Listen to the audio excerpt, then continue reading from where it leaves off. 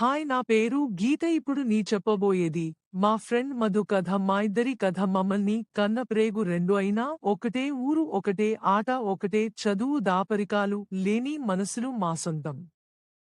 మధు ఒక అబ్బాయితో ప్రేమలో పడింది. ఇక ఎప్పటికీ లేవలేనంతగా అతడితో ప్రేమలో పడిపోయింది. వాళ్ళ ప్రేమ కథ వాళ్ళ పెద్దలకు తప్ప ఊరువాడ అంతా తెలిసిపోయింది. ఒకరోజు సాయంత్రం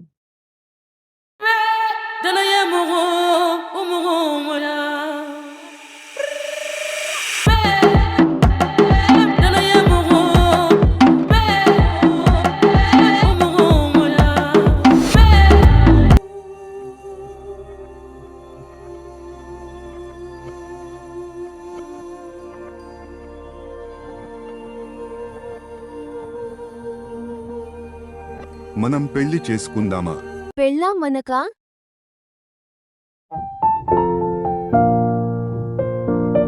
ఎంఫుకు మధు అలా నవ్వుతున్నావ్? మనమిద్దరం కాలేజీలో జాయిన్ అయినప్పటి నుండి మనం ప్రేమించుకుంటున్నాం.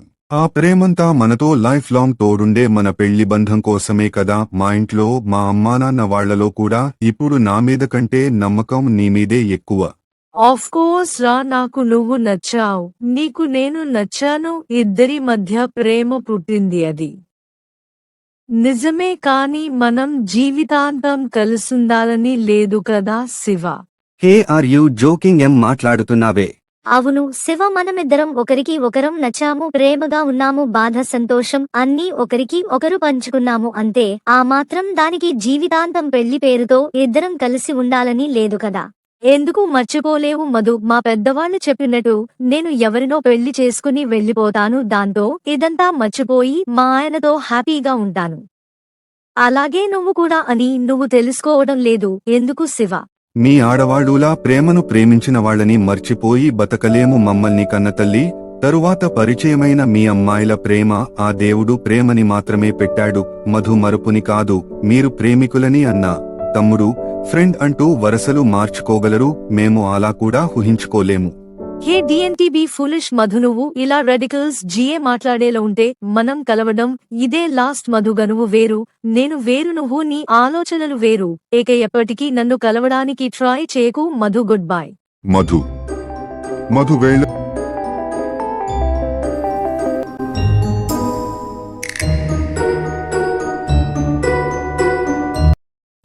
హలో, చెప్పవే.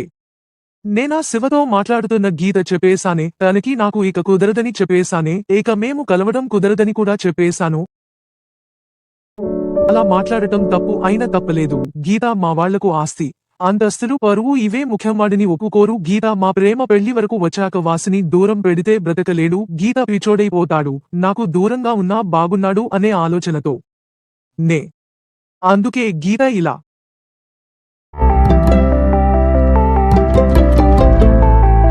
అలాగే శివతో మధు అవ్వాలని లేకపోయినా దూరమైపోయింది. అప్పటివరకు ఫోన్లో కూడా మాట్లాడని మధు నాకు కాల్ చేసింది.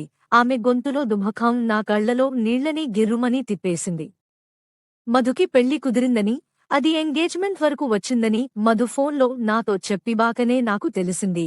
మరి అయితే ఫిక్స్ అయ్యిందా పెళ్లి అని అడిగాను. అందుకు మధుని ఒక నిమిషం మౌనం.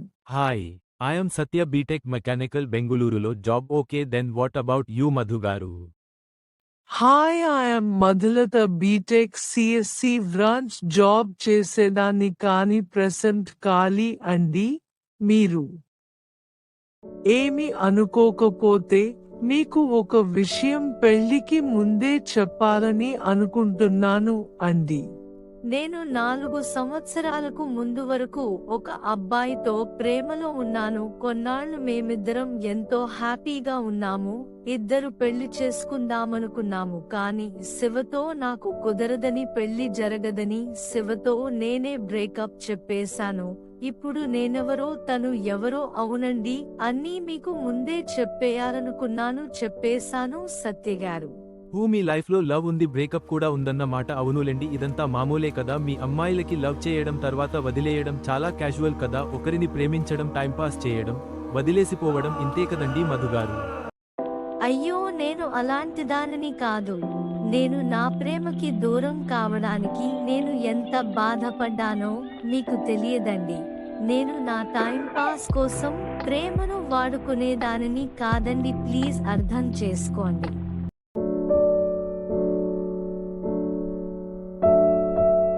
అవునా, దానికి కారణాలు ఉన్నాయా?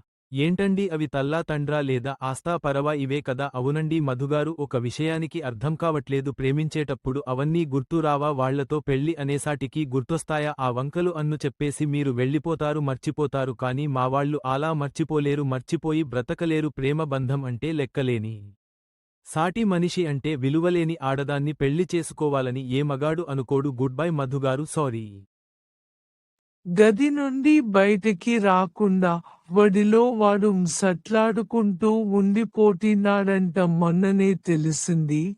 మంచి కూతురు కాలేకపోయాను, గుడ్ లవ్ అనిపించుకోలేకపోయాము. చివరికి సత్య లాంటి వాళ్ళ దృష్టిలో మంచి ఆడదానిగా కూడా మిగలలేకపోయాను.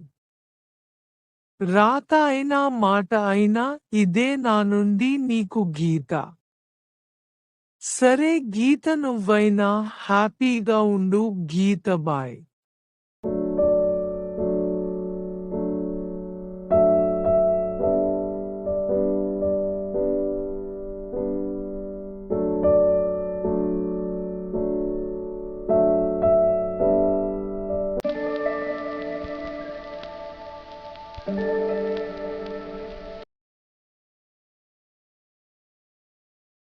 ప్రేమ తప్పు అని నేను అనను. ప్రేమించకూడదు అని చెప్పను. ప్రేమ కోసం కన్నవాళ్లను ఏడించమని అనను. ప్రేమను దూరం చేసుకోమని అసలు చెప్పను. కానీ మా ఫ్రెండ్ మధులా మాత్రం ఎవ్వరూ కాకూడదని, శివలా మరో ఏ ఒక్కరు బలి కావొద్దని కోరుకుంటున్నాను.